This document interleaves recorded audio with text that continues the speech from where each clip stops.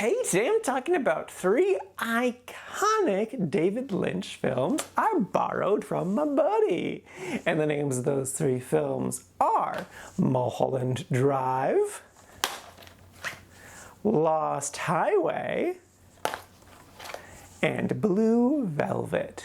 First up is Mulholland Drive. This is a 2002 film. The basic premise is this young, naive woman has just landed in Los Angeles and she wants to be an actor. And she also has an in because her aunt is like a person in the industry. But she stumbles across this woman who is going through a hard time. And there's kind of a mystery to her. So they band together to figure out what this mystery is. There's a lot more to it than just that. This was originally intended as a TV pilot, also originally intended as a Twin Peaks spin-off, and I can definitely see both of those things and understand that. Because there's a number of plot lines that just kind of stop and don't go anywhere. Those are probably leftover things from this intending to be a TV pilot that they would have been things dealt with further down the line in the series. I definitely like this movie a good solid amount, and that without a doubt is because of Naomi Watts. She gives such a great performance. She's very captivating here. Her story is interesting, and it's fun to watch her go on this kind of detective mystery thing with Laura Herring, who also did a great job. The stuff with the director was so comical and over the top at times, but I was still really fascinated by him, and I wish there would have been more stuff with him. I kind of feel like his storyline is one of the ones that just kind of stopped. What really threw me for a loop, which I'm sure throws everyone for a loop, is the last 1/5 of the movie. I won't say what happened, but there are a bunch of reveals that happen there, and it happens to an extent that like it shakes up everything and calls into question everything. And so like, I don't know, let's just say it's 20 minutes long. After that 20-minute sequence, I was like, that was crazy. I have no idea what just happened, but it's okay because the next section of the movie will help put all of that into context, and I'm sure it's going to come together in a nice, great, satisfying way.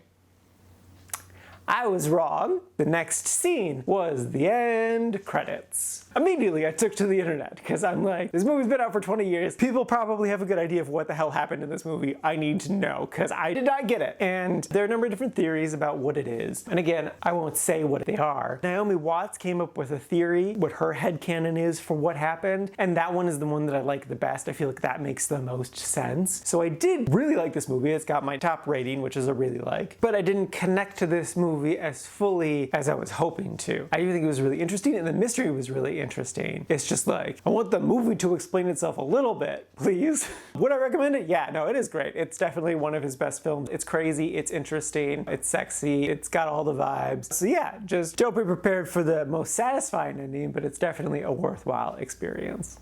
Well, next up is Lost Highway. This is a 1997 film starring Bill Paxton and Patricia Arquette. And the basic premise is, I have no idea how to explain this movie without spoilers. Like the first, I don't know, 20 minutes of the movie is just a wild trip, experimental movie. It's slow, it's quiet, it doesn't explain itself. There's suddenly jazz at one point. And then like a huge thing happens in just like a flash frame that changes everything. And then after that, the movie completely changes into just an entirely different movie that's still technically connected to the other one. And I've read theories about, you know, what the whole story is. But again, the movie doesn't super explain itself. It is definitely interesting. And I definitely enjoyed it more once that first chunk of the movie was done. Once it started being more of a regular movie. On top of that, Patricia Arquette is just really eye-catching. She was naked for a lot of this movie, but that's not what I mean. She just like has a very strong presence about her, the way she speaks and the way she moves about. I didn't particularly care for the male leads, though I'm not sure if I was necessarily supposed to. I do think it was an interesting story, though I didn't fully understand it or fully connect to it. Would I recommend it?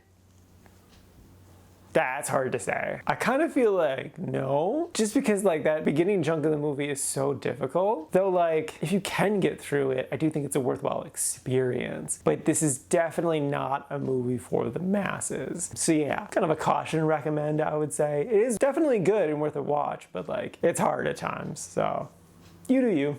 And lastly is Blue Velvet. This is a film starring Kyle MacLachlan. The basic premise is this young man's dad is suddenly in the hospital, so he comes home from college to help out with the family business. And while back at home, he stumbles across a mystery and gets a bit obsessed with it, along the way befriending Laura Dern, and gets into lots of shenanigans. And I liked it. I thought it was interesting at times. What threw me the most with this movie, there was one scene where, I'll be a bit vague, Kyle's character is hiding and he witnesses this really crazy event involving Dennis Hopper. Dennis Hopper was without a doubt the highlight of the movie. And I'm like, well, that was just insane. Afterwards, he goes back to Laura and she's like, oh, what happened? And I'm just waiting for him to describe this crazy event that he witnessed.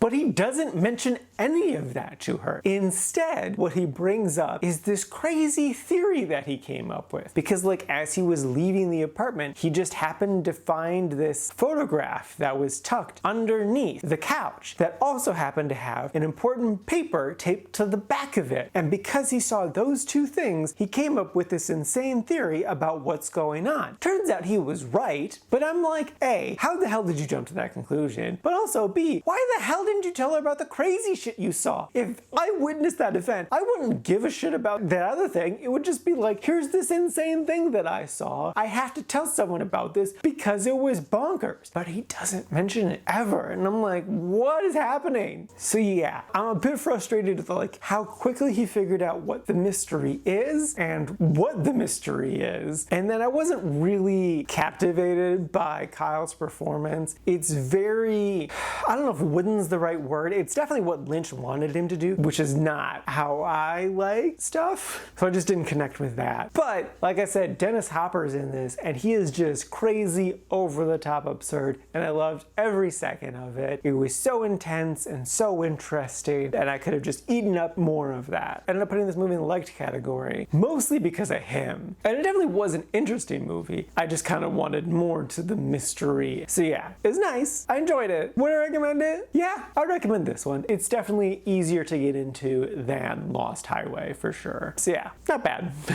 Alrighty, now for today's rankings. First up, we got Mulholland Drive sitting at number 39 in the really liked section. And then next is Lost Highway sitting at number 68 in the quite liked section. And then bringing up the rear is Blue Velvet sitting at number 75 in the liked category. So like middle of the road. And this is a total of 105 old movies so far this year.